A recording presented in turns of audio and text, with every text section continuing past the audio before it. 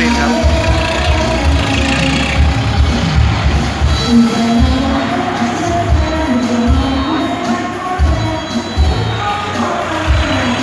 ในชุดทดลองทำ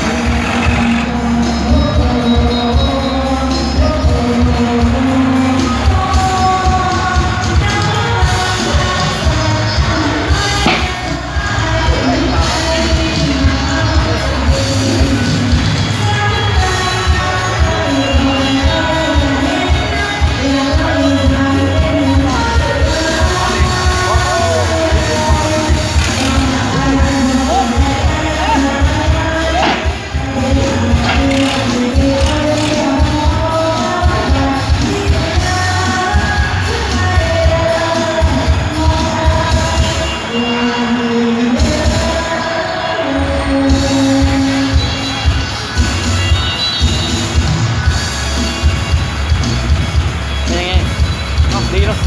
ผมว่าโอเคมันแรงดีเลยใส่กาวนาไปเลยยิงแรงแต่เกียร์สูงเป็นไงวิ่งออกดีไหมเกียร์สูงอ่ะใส่เกียร์อะไรเมื่อกี้เกียร์4ป่ะใส่เกียร์3ไม่ถึงเกียร์4โอ้วิ่งดีเลยวิ่งเร็วเกือบเท่า47อ่ะตะเลือดอยู่แล้วแรงกว่า50อีกมั้งนี่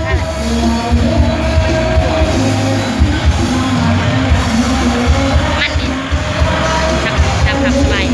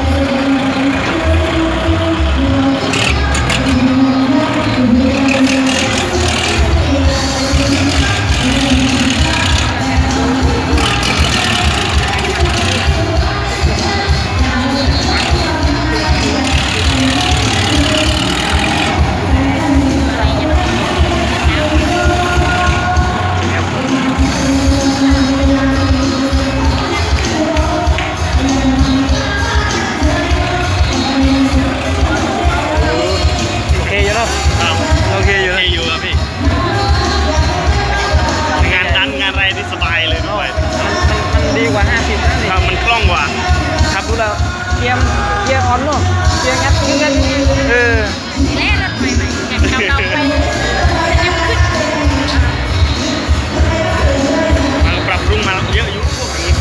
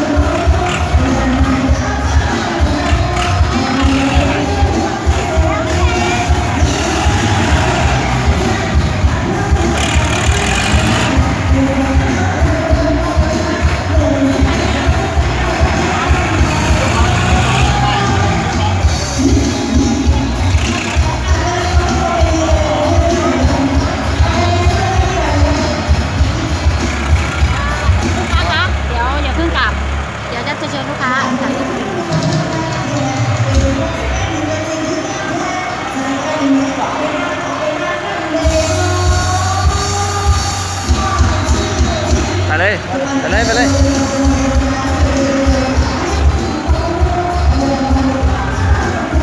ขับสนุกนี่เล็กๆดิขึ้นเลยขับสนุกอยู่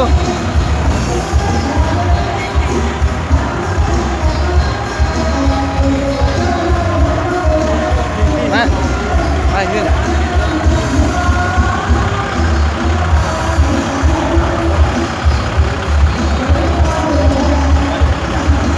เดี๋ยวแป๊บนึง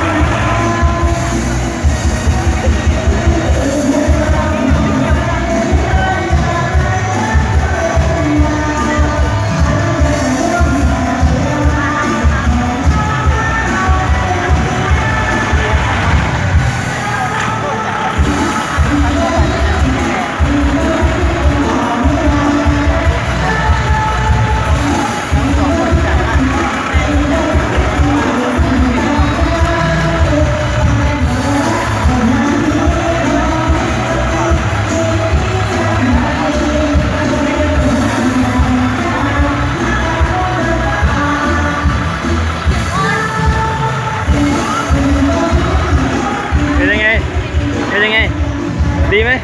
มันนิ่มไหมนิ่มนะ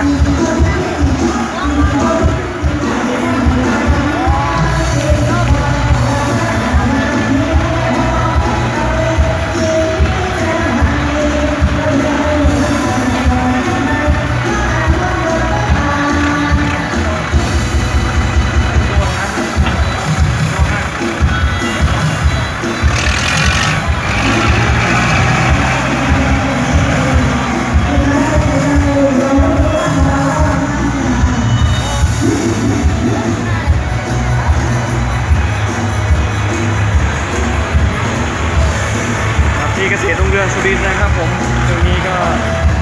ทดลองรถไปก่อนว่าขับแล้วประทับใจใหม่ล่าสุด